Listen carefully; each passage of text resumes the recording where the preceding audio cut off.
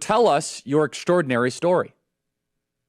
Well, glad to be on here, Charlie. Thank you for having me. And it would take a while to tell the whole thing because it's ongoing. But basically, it started in '07 with a fishing trip with my son and three other guys, and turned out to be 4 hours of missing time and a whole lot more.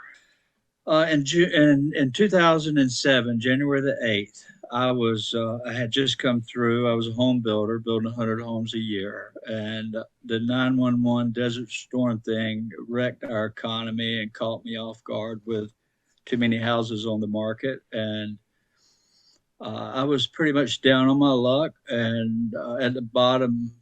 Uh, I was really having a hard time. Lost my home, had four children at the time that were little, and having to struggle to even get them school lunches. And so I was out crying out to the heavens, help me. And suddenly these three large balls of fire.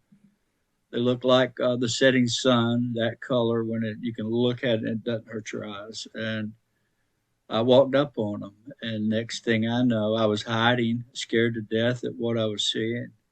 And I had no clue when I walked back up to the campfire where they were fishing that 4 hours had passed. And for the longest time, I didn't know what had happened there. And I still have vague memories of what happened while I was away. But it followed me home and ended up starting to interact with my whole family, my wife and my kids, and to this day, it,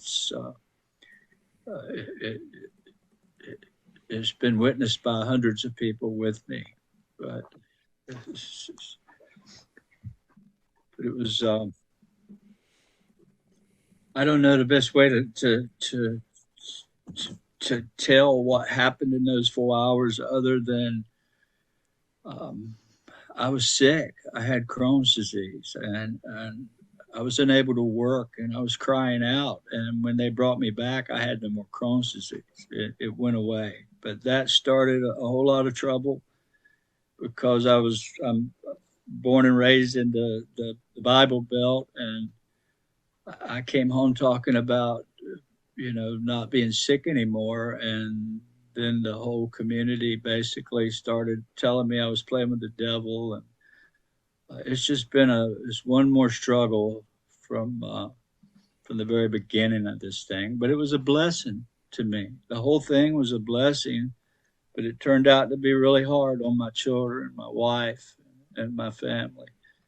So, So just so I understand, according to your recollection, you're there. You cry out to God. There's 4 hours of missing time. Do you believe that you were transported up to an UFO? Is that correct? well, I don't really know that. What I do know is what I saw were balls of fire. I really never saw a mechanical machine. It was just three large balls of fire. Actually, more than that. There were three that landed across the river in front of the whole group, and then three up at the road where I was missing time. But I think the balls of light took me. Um, I really don't know. I know they looked for me for hours and couldn't find me. And we were down in the middle of nowhere, so there was nowhere for me to go. And but yeah, it was. They definitely took me somewhere. And so, why do you think that these are aliens or whatever filler term and not spirits? What do you speculate them to be? Because you say then your Crohn's was solved. Is that right? It was healed afterwards. Is that Yeah, is that okay? absolutely. Well, to give context, I've struggled with this for 17 years now. What is it that took me? Um, all I can go back to is I was praying. I was calling on God, or whoever's up there. I was desperate. I had just come through a near-death experience, and I was unable to work. 45 years old, with 4 children, and sick, really sick. And I was crying out to something, whoever's up there, to hear me.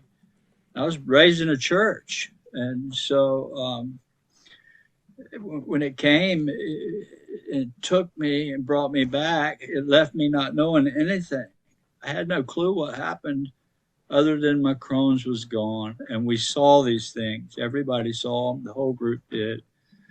And we still do to this day. In fact, we study them with government officials, with military people, scientists, and so on. So after years of receiving mixed responses from people, you had another encounter on Easter of 2012. Tell us about it. Yeah, that was the turning point, the change in the direction of where we were heading. For the first 5 years, it was pretty much a curse because when I would talk about it, well, the whole community just came down on me, and there were people trying to take my children away. They thought I was crazy. Uh, they were bringing holy water to the house and sprinkling me and my property and my children. And I'm crying. I'm saying, look, I was praying to God. I wasn't praying to the devil. And I don't get it. I don't understand. So it turned into be a laughing stock at school for my children. They were coming home and crying. And so I got upset and decided that I'd never talk about it again. And when I did, the next experience was of this. All I can tell you, it was just the most beautiful lady I have ever seen. She came, and she came in the middle of the night, and she told me, she said, this is your burden. You have to tell this. And if you will, I'll help you. I'll bless you, and let you film us and let you share our presence with the world. And so help me. From that point forward, I started being able to share with others. And I have done so with the highest authorities, from CIA to DIA to U.S. The Department of Defense, to scientists from different colleges and universities. And it all happened after this beautiful lady came. And believe me, I was born and raised a Baptist, right? I had no idea who some spiritual female would be. But I don't see them as aliens, Charlie. I don't see it that way. I see them as spirits, basically. It was a spiritual experience for me then, and it still is to this day. But what I can't put my thumb on it yet, to tell you what it is we're dealing with. It's just going to take a lot more study. But I know how it reacts to me. I know what I say to make it come.